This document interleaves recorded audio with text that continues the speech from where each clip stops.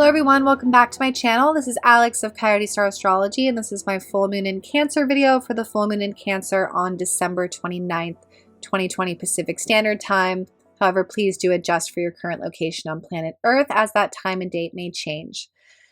So here we are, the last full moon and the last video that I'll be doing for the year 2020.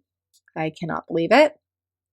And I have to be honest, opening the chart, I was a little bit disappointed by the aspects in this chart simply because they so strongly reflect what we've been moving through in 2020 in general, which I suppose makes sense, being that this full moon is sort of serving as this final climax and closeout for these energies. And I think that this full moon has a lot to do with integrating a lot of it on an emotional level before we step into the new energies of 2021.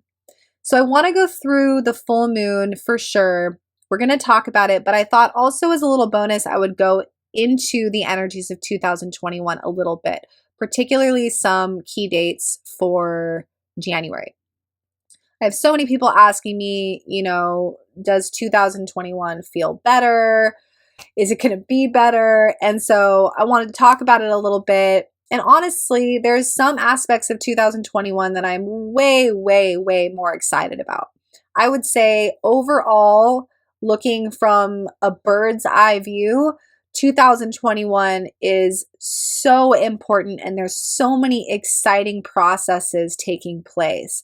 But it does come with its own set of challenges for sure. So looking at some of these and understanding them, of course, is going to help us move through these challenges with more ease and grace. I feel like 2021 really sort of feels like the next level of the video game, collectively and individually. I feel like we're being upgraded and brought to a new level. I also feel like the collective is being brought to a new level, but also battling against the forces that really don't want change. So there is this tension here. And, when you get to a new level of a video game, part of you is just so glad that you don't have to do the last level anymore because you're sick of it. You're sick of those challenges. You're sick of those monsters. And when you get to a new level, you're just so excited to see like new colors and a new landscape. And there's so much about 2021 that feels like that. But then there's also these new challenges. So, all right, let's look at the full moon first. The full moon is in Cancer. Cancer, of course, deals with our emotions and our feelings and our sensitivities and our feeling of safety. So we might be feeling a lot this full moon. The moon does look a little bit overwhelmed because of the aspects that are influencing her. She's being squared by Chiron, the wounded healer. So it is suggested that there's a little bit of tenderness in the emotional field this full moon. And I don't know about you guys, but I have kind of like a great conjunction hangover from the last week or so. I sort of feel like I blew a fuse. The great conjunction on the 21st was a massive energetic upgrade. And a lot came up for people. A lot of people experienced a heart opening, which a heart opening can often feel like a lot of sadness. Uranus and Aquarius rules electricity, and it also rules our spiritual electricity. It rules Kundalini energy, which is this energy that lies dormant at the base of the spine that when activated travels up through the chakra system, coming out the top of the crown chakra. But as it moves through the chakras, it will push against and purge out density that is keeping us from elevating to these higher frequencies and dimensions of human consciousness. So a Kundalini activation and these energetic upgrades can definitely manifest in just feeling a lot and having a lot come to the surface. And with Cancer and the sun now in Capricorn, this does have a lot to do with family and the way we were raised and childhood and tradition and memories and nostalgia. because Cancer Capricorn is the archetypal mother and father and childhood and things like this, home and family dynamics. So the Chiron element does suggest that there is healing taking place around these things, healing taking place within our emotions and our heart space and wounds connected to the past and all of this stuff. And then across the chart, we have this huge looming disaster. No, it's not a disaster, but the moon probably does feel a little bit overshadowed from this presence across the chart. So this is the Sun, Mercury, and Pluto in Capricorn. This right here is exactly why when I opened the chart, I was kind of like, ugh, because here we are again, talking about Capricorn. So sick of talking about Capricorn. And it is the beginning of Capricorn season, and we've got these three guys together representing our responsibilities and our struggles and our careers and all the things that we have to take really seriously, our commitments, all the things that we really want to achieve in the future. And then we have our little moon over here in Cancer and how it's feeling about all of it. And it looks a little bit daunting. And then we've got Saturn and Jupiter in Aquarius, which are representing this new world and this new landscape and everything that we're really having to adjust to coming into 2021. So it does look like we're clearing a lot.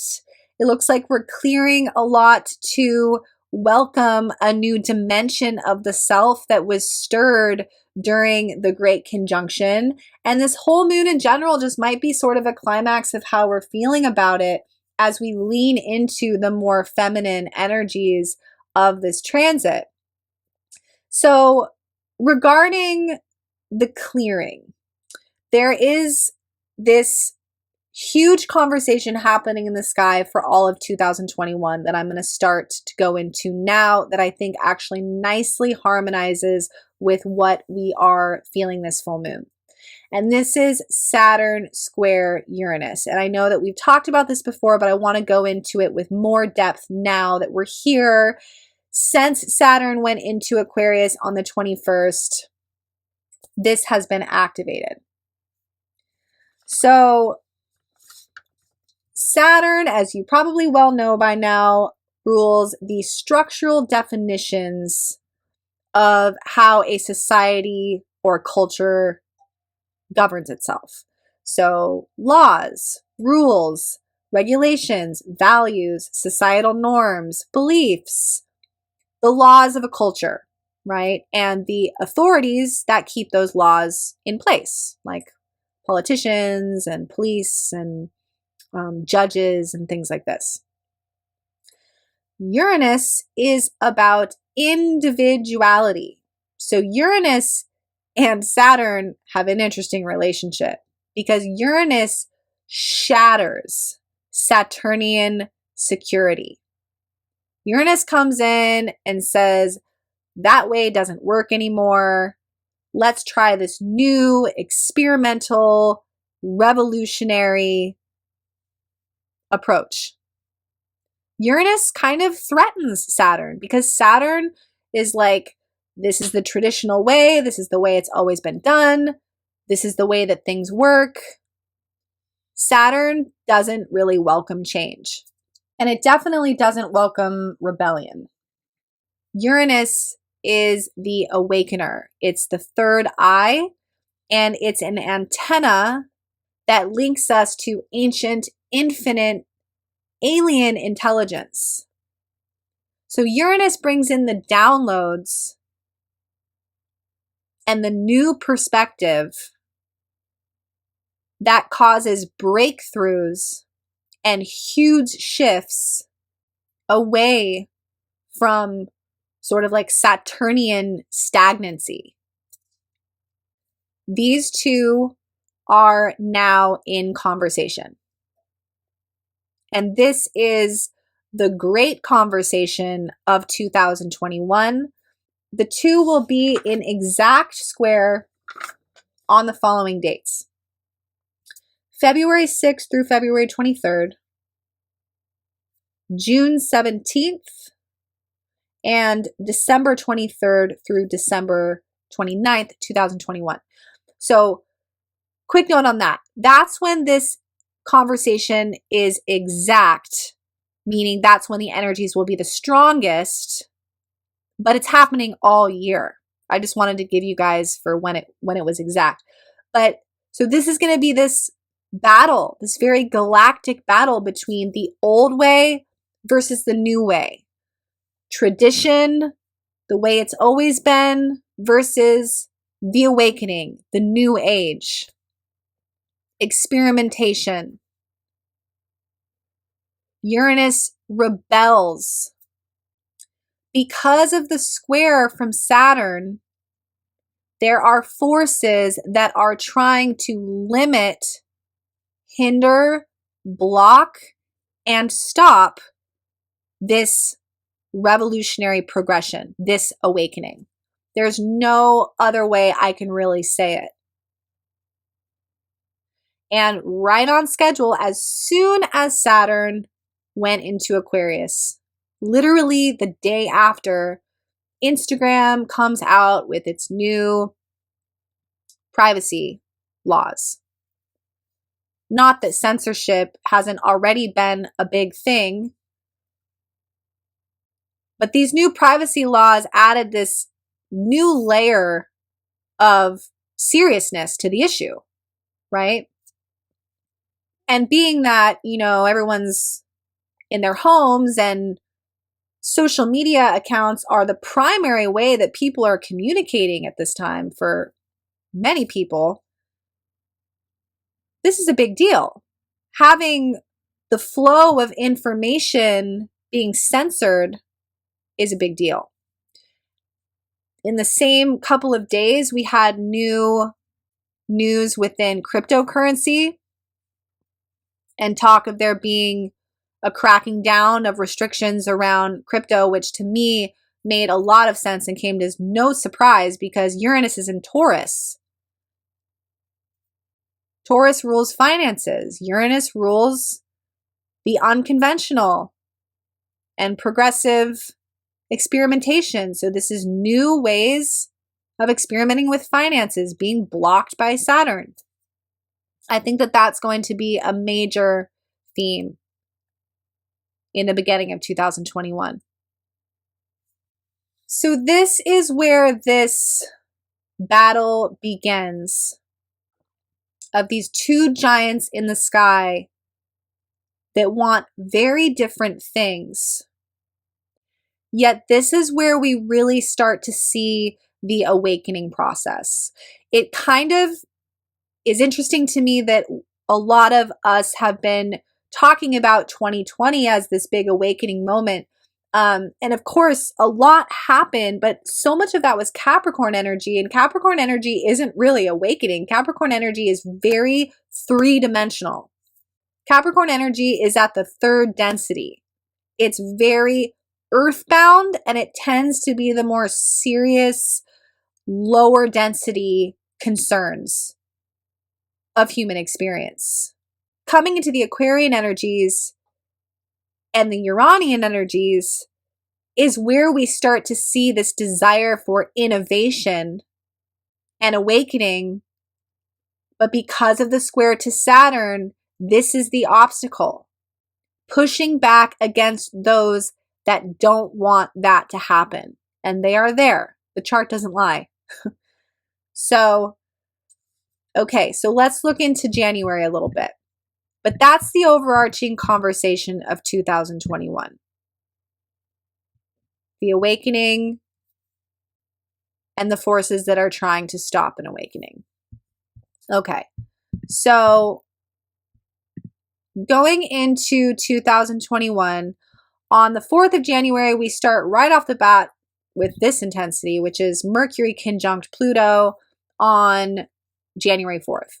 Mercury, the cosmic messenger. Pluto deals with power. So this suggests that there's likely to be some big headlines that day. There will be some kind of releasing of powerful information. some instructions or a declaration. And keep in mind, it is square to Mars. We still have this square to Mars happening in January. The square to Mars, again, is this blocking of feeling like we can do exactly what we want to be doing. But Mars goes into Taurus on January 6th. Having Mars goes into Taurus shifts our drive and our attention more towards just basic survival needs. Taurus is about the material resources that we need to survive on the earth plane. So finances, job, place to live. And it's being squared again by Saturn and Jupiter. So the forces in control might start to feel like they are hindering and blocking aspects of our basic survival needs. And because it's in that square, it's going to piss Mars off, right? And this is where we see Mars start to creep into Uranus. I'm very excited about this, even though it's going to kind of make the energies a little bit extreme and erratic for a little bit. I'm very excited about Mars joining because Mars is a little crusader. It's a warrior. And Uranus needs help. I mean, look at Uranus. Uranus, the awakener. This is like the more galactic, new earth, revolutionary vibe. And it's looking a little bit outnumbered when we compare it to all the Capricorn, Saturn energies. I do want to say one thing about that though. Don't worry about that because Uranus, we have to remember, does not even operate in the third dimension. Uranus is an antenna to the celestial, to outside of the celestial spheres. Uranus is connected to ancient intelligence, the Akashic. Uranus is fine, but it will be really nice to have Mars come join. And we'll start to feel that when Mars moves into Taurus on the 6th. But this is the real big time right here. It starts on the 12th of January. So this is where we have a new moon in Capricorn.